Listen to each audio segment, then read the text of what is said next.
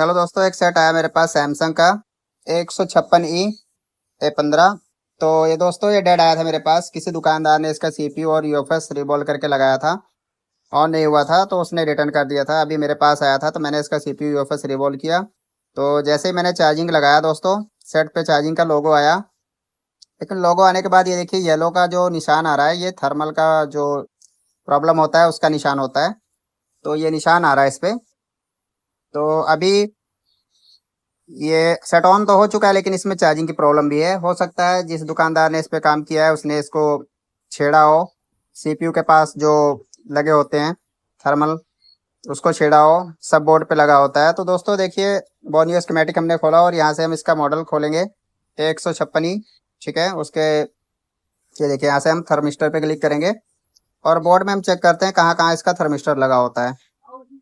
तो अभी main board मेरे हाथ में है और मैंने ये स्कीमेटिक इसका खोला है और इसमें देखते हैं कि जो हमारा थर्मिस्टर है, ये देखिए यहाँ पे ये जितने आपको येलो दिख रहे हैं 47 के दिख रहे हैं यहाँ पे। तो ये थर्मिस्टर जो लगे हुए हैं, तो ये मोबाइल से मैंने वीडियो रिकॉर्ड की इसलिए थोड़ा क्लियर कम आ रही है। तो देखिए यहाँ पे जो ये थर्मिस्टर यहाँ देखिए दोनों साइड लगा हुआ है। तो मेरे पास जो बोर्ड है उसमें बैक साइड पे शील्ड लगी हुई है, कोई काम नहीं हुआ है। CPU वाले सेक्शन पे काम हुआ है। ठीक है, तो मैं मैच करवाता हूँ CPU वाले सेक्शन पे। तो अभी आते हैं हम मेन बोर्ड पे। मेन बोर्ड पे देखते हैं जो CPU का सेक्शन है वहाँ पे जो थर्मिस्टर लगा होता है वो मिसिंग है या लगा हुआ है। ठीक है, CPU को बाहर निकाल लेते हैं फिर चेक करते हैं।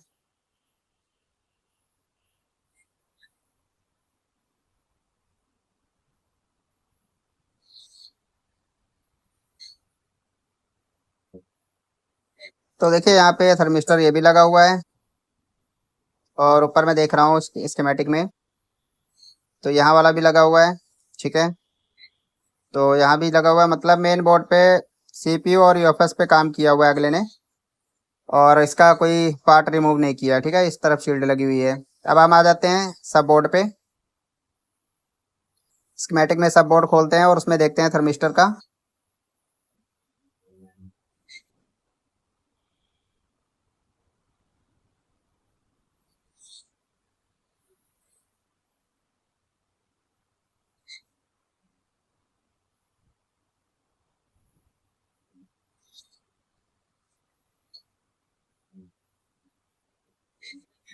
तो बॉडी में थोड़ा स्लो चल रहा है थोड़ा टाइम लग रहा है।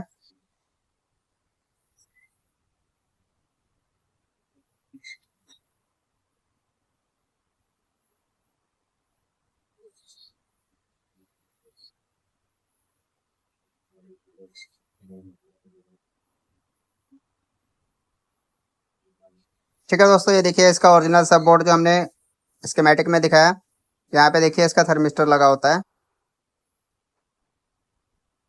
ये देखिए ये यहाँ पे मैंने जो माउस रखा हुआ है तो यहाँ पे इसका थर्मिस्टर लगा होता है। ठीक है, तो अभी हम सब बोर्ड पे चेक करते हैं वहाँ पे सेम पार्ट लगा हुआ है सेम जगह पे या नहीं लगा हुआ है।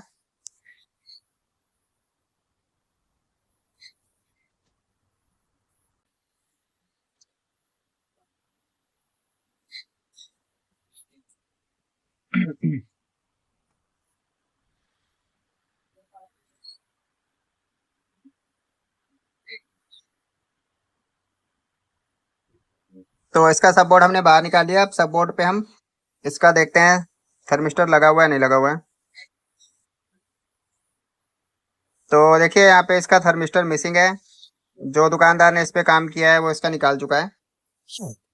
अब किस वजह से उसने निकाला है ये नहीं बता सकते हम। शॉर्ट था, उसको शॉर्ट नजर आया, क्या था क्या नहीं था, उसने इसको निकाल दिया है। ठीक है, तो अब हम दूसरा स्क्रैप बोर्ड लेंगे एक सैमसंग का। कोई भी बोर्ड ले लेते हैं, जैसे कि मैं A12 लेता हूँ। A12 का बोर्ड है मेरे पास। तो स्कीमेटिक में देखते हैं इसमें थर्मिस्टर कहाँ पे लगा हुआ है। तो उसका थर्मिस्टर निकाल के हम इस पे लगाएंगे।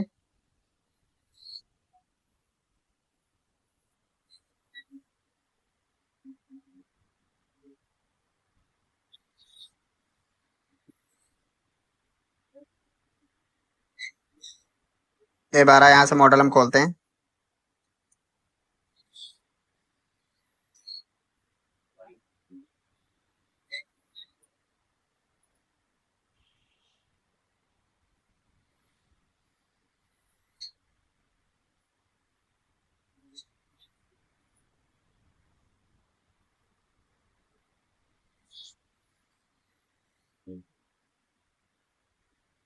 तो देखिए यहाँ पे, ये देख लीजिए यहाँ पे दोनों साइड में इसके थर्मिस्टर लगे हुए हैं।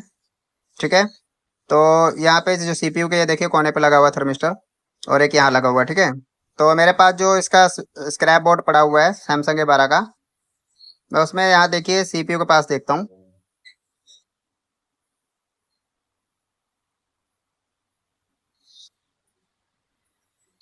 यहाँ पे देखिए सीपीयू के पास लगा हुआ है। फ्लक्स लगा लेते हैं थोड़ा सा, उसके बाद हम हीट मशीन से इसको निकाल लेते हैं। तो हीट मशीन का टेम्परेचर आप देख लीजिए हमने कितना रखा हुआ है।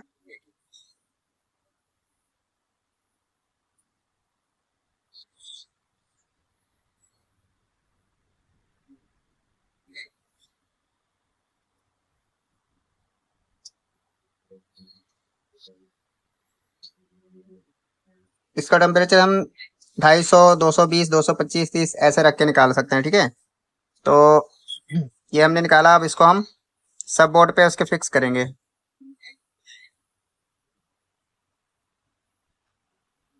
तो ये बहुत छोटा पार्ट होता है, इसलिए इसका टेम्परेचर जो है हीट से थोड़ा कम हीट पे ही निकाला जाता है इसको। तो यहाँ पे देखिए, आपको पहले भी दिखाया था मैंने कि यहाँ पे लगा हुआ है, यहाँ पे देखिए। तो अब इसको हम यहीं पे फिक्स करते हैं बोर्ड पे।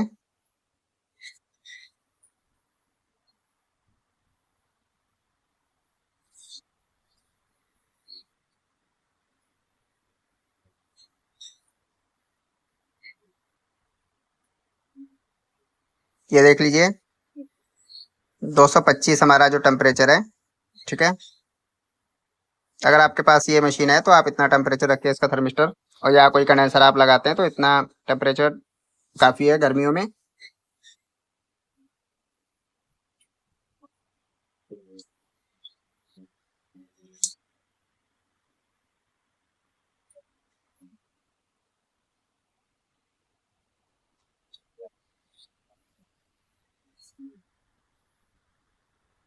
तो हम फिक्स कर चुके हैं, इसको थोड़ा क्लीन कर देते हैं। बोर्ड अभी हमारा जो सब बोर्ड है वो हीट गर्म है, तो इसको थोड़ा ठंडा होने देते हैं। उसके बाद ठंडा करने के बाद इसको हम चेक करते हैं लगा के कि जो हमारी प्रॉब्लम थी वो सॉल्व भी नहीं। लेकिन दोस्तों, मेरे हिसाब से तो सॉल्व हो जानी चाहिए, और कहीं से फॉल्ट ना हो तो, क्योंकि ये आपको मेन बोर्ड में मैंने दिखाया वहाँ पे कोई थर्मिस्टर मिसिंग नहीं था। सब बोर्ड में दिखाया तो सब बोर्ड में एक मिसिंग था। तो अब हम इसका फ्लैक्स लगा दिए हैं, चेक कर लेते हैं थोड़ा ठंडा हो जाए।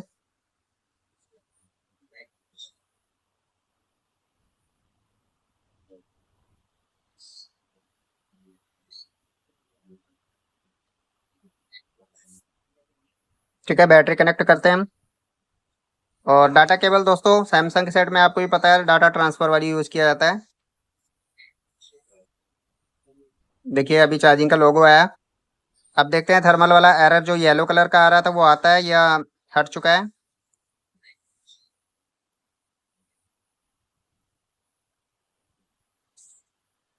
तो देखिए दोस्तों, यहाँ पे जो हमारी प्रॉब्लम थी वो डन हो चुकी है।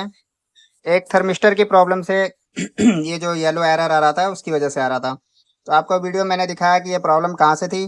तो दोस्तों, आपके पास अगर सैमसंग का कोई सेट आता है, इसी कलर का आपको येलो एरर दिखता है, सेम आइकन आता है, तो आप इसी तरह से स्कीमेटिक खोल के उसका जो थर्मिस्टर है मिसिंग चेक करिए। मिसिंग चेक करने के बाद अगर आपका कोई मेन बोर्ड में या सीसी बोर्ड में मिसिंग लगता है तो आप दूसरे बोर्ड से उसका थर्मिस्टर निकालिए कहाँ पे लगा हुआ है स्कीमेटिक से। उसके बाद उसको आप सेम फिक्स करिए, और आपका प्रॉब्लम भी सॉल्व होगा। ठीक है। तो अभी हमने ओके कर दिया इसका प्रॉब्लम। अब सेट को फुल ऑन करके देख लेते हैं, क्योंकि ये डेड कंडीशन में आया था मेरे पास। तो इसका सीपीयू यूएफएस रिवॉल्व किया मैंने फिर से, और सेट ऑन हुआ। पहले भी किसी ने किया हुआ था, तो ये ऑन हुआ। तो जब मेरे पास पहले आया तो दोस्तों इसमें दो तीन बोले इसकी जो सीपीयू के वो कनेक्ट नहीं थी। तो फिर से किया तो ये सेट ऑन हुआ। तो मैंने चार्जिंग लगा के चेक किया था, फुल ऑन करके नहीं चेक किया था। तो अभी मैं इसका ऑन ऑफ प्रेस किया और देखे फुल ऑन किया।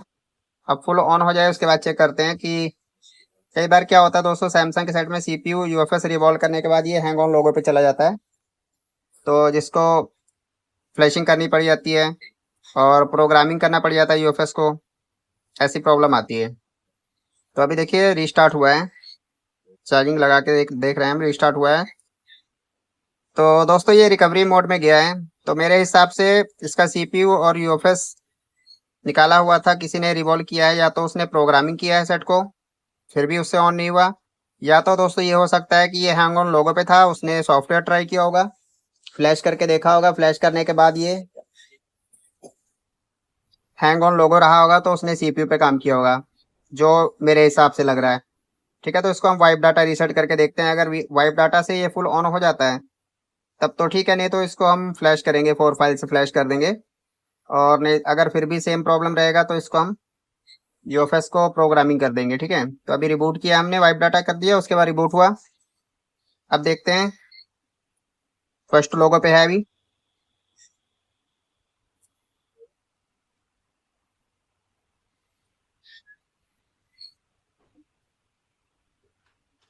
आपके पास भी कोई ऐसा सेट आता है, किसी दुकानदार ने उसके सीपीयू वगैरह पे काम किया है, ऑन नहीं हुआ, आपके पास ऑन हो गया, तो रिकवरी में जा रहा है, तो आप घबराइए नहीं, आप सीधा देखिए कि ये रिकवरी में जा रहा है, तो उसको वाइप डाटा रीसेट करके देखा जाए।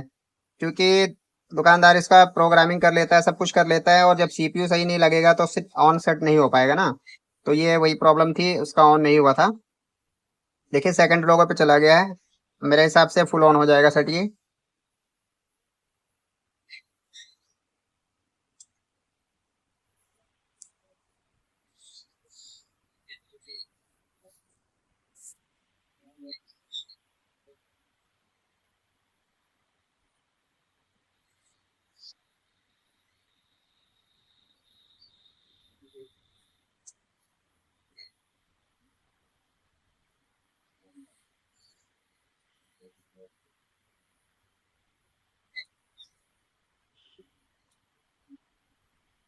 तो ये फ्लैश या प्रोग्रामिंग ही किया है दोस्तों, तभी ये इतना टाइम ले रहा है ऑन होने में। तो दोस्तों आपके पास, अगर आप मेरा वीडियो देख रहे हैं, आप दुकानदार हैं या कस्टमर हैं, तो मेरा वीडियो देख रहे हैं, तो आपके पास कोई सेट डेड आता है, हैंग ऑन लोगो आता है, कोई भी प्रॉब्लम आती है, तो मेरे पास आप रिपेयर के लिए भेज सकते हैं, रोहित मोबाइल सोल्यूशन पॉइंट, जो कि अमेठी में जगदीशपुर में मेरी शॉप है। तो मेरे पास आईसी लेवल का सारा काम होता है दोस्तों। आपके पास कोई सेट आता है तो आप रिपेयर करने के लिए कोरियर भी कर सकते हैं, और कहीं नज़दीक से हैं तो आप शॉप पे आके सेट को रिपेयर करवा सकते हैं। ठीक है दोस्तों, तो देखिए यहाँ पे अभी सेट फुल ऑन हो चुका है, ये देखिए स्टार्टअप मेनू पे आ गया है। तो दोस्तों ये फ्लैश या हार्ड रीसेट या प्रोग्रामिंग किया हुआ है, तो अभी इसका हम सेटअप कर लेंगे।